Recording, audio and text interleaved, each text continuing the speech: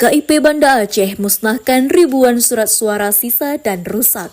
Rekan jumpa, mohon like dan subscribe serta aktifkan lonceng notifikasi untuk mendapatkan update terkini dari channel ini. Komisi Independen Pemilihan atau KIP memusnahkan surat suara sisa dan rusak, serta pelepasan distribusi logistik pemilihan kepala daerah atau Pilkada 2024 di Gedung ITLC Pemko Banda Aceh pada Selasa 26 November 2024.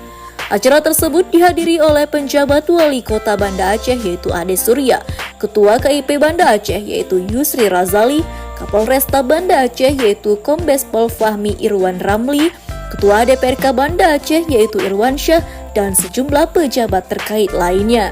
Sebanyak 1045 surat suara dimusnahkan, yang terdiri dari 10 lembar surat suara pemilihan gubernur dan wakil gubernur Aceh, serta 1035 lembar surat suara pemilihan wali kota dan wakil wali kota Banda Aceh. Pemusnahan ini dilakukan untuk mencegah potensi penyalahgunaan serta menjaga integritas dan transparansi pelaksanaan pilkada.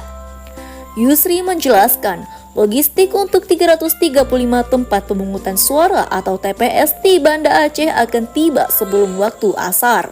Selain itu, persiapan di tingkat TPS terus dilakukan oleh kelompok penyelenggara pemungutan suara atau KPPS. PJ Wali Kota Banda Aceh yaitu Ade Surya turut menegaskan komitmen pemerintah dalam menyelenggarakan pilkada yang aman dan lancar. Ade juga mengimbau para aparatur sipil negara atau ASN di Banda Aceh untuk menggunakan hak pilih mereka.